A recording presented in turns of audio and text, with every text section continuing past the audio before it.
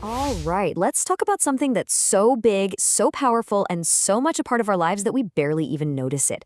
We're going to try and answer a question that seems simple, but is actually one of the deepest puzzles out there. What exactly is the state? I mean, just think about it for a second. The state is, well, it's everywhere. It's in our schools, it's on our paychecks, it's the reason we have roads to drive on. And yet, if you lock a dozen of the smartest people in a room and ask them for one solid definition, you'd probably get a dozen different answers. There's just no real consensus. And the opinions people have about it, wow, they can get intense. The philosopher Friedrich Nietzsche didn't pull any punches. He called the state the coldest of all cold monsters. Now, that really gets to the heart of how a lot of people see it, as this massive, impersonal, and even dangerous force. So that's the central puzzle we're going to dig into. We've got this immensely powerful thing that shapes our lives from cradle to grave, but its true nature is still totally up for debate. And hey, don't just take my word for it. The experts, the people who study this stuff for a living, have basically thrown their hands up. They've called the whole topic a conceptual morass, even an indecipherable mystery. You know it's a tough nut to crack when the pros are stumped. So here's our game plan for tackling this mystery.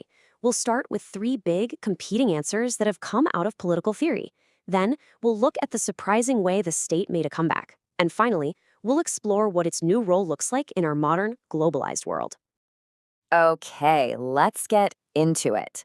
For centuries, thinkers have been wrestling with this question, and they've basically come up with three main schools of thought. Think of them as different lenses you can use to try and make sense of this whole thing. This table really lays out the core of the debate perfectly. On one hand, you've got the liberal view. The state is a neutral referee. Then you've got the Marxist view, which sees it as a tool for the powerful. And finally, the neoliberal view, which basically thinks the state's main job is to get out of the way. Let's break those down. So first up, the liberal perspective.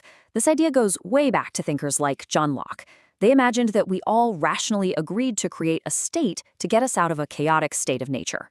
Its whole purpose? To be a neutral umpire, a referee who protects our basic rights, life, liberty, and property. So in this view, the state is our protector. But the Marxist view comes in and says, whoa, hold on a second, neutral? No way.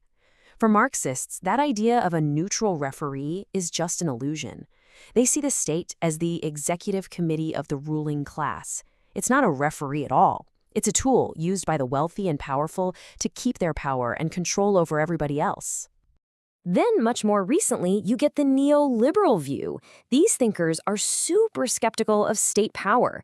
They don't see it as a protector or even as a tool of one class. They see it as a clumsy, inefficient obstacle that just gets in the way of the free market. For them, the best state is a minimal state, a night watchman who just enforces contracts and defends the borders, and that's it. So with these neoliberal ideas taking off in the late 20th century, you'd think the story ends there, right? The state just keeps shrinking into the background. But that is not what happened. The story took a very surprising turn.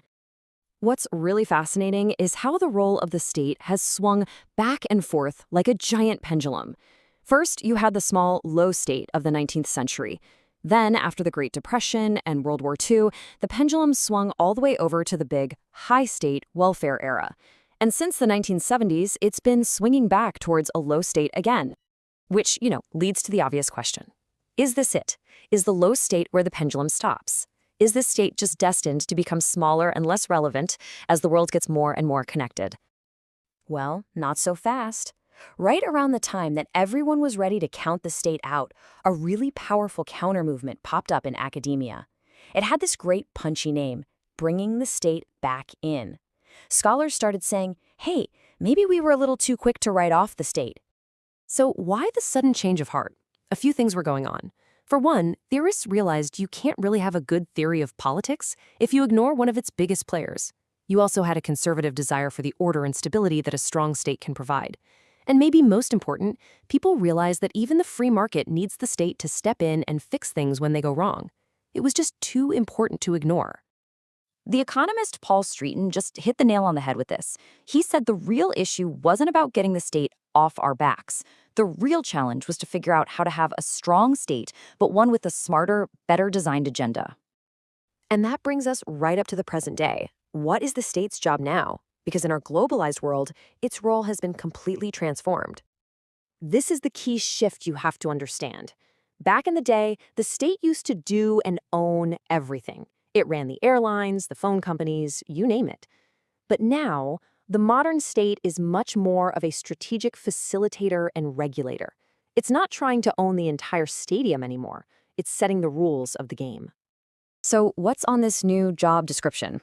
Well, things like making sure monopolies don't crush competition, providing the basic legal system that markets need to even function, and tackling the really big problems that only it can, like poverty and climate change. And of course, investing in its people through things like education and healthcare. And this brings us to one of the biggest takeaways of this whole discussion. Globalization doesn't make the state obsolete. If anything, it makes a smart, capable state even more essential. Its role isn't getting smaller, it's just getting different. It's being redefined. So it's time to throw out that old, tired way of thinking.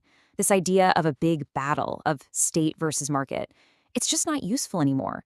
It's not a zero-sum game where if one wins, the other has to lose. Instead, the conversation today is all about teamwork. It's about creating a positive synergy, a partnership between a strong, effective state, a dynamic market, and a healthy civil society. When you get all three of those working together, that's when things really start to happen. And all of this leaves us with a final massive question for the future. As we face these huge global challenges, we're talking pandemics, climate change, AI, are we going to need an even more strategic, even more capable state to handle them? Or is power itself shifting away from nations and towards other global players? That's the big question that we're all living through right now. Thanks for joining me for this explainer.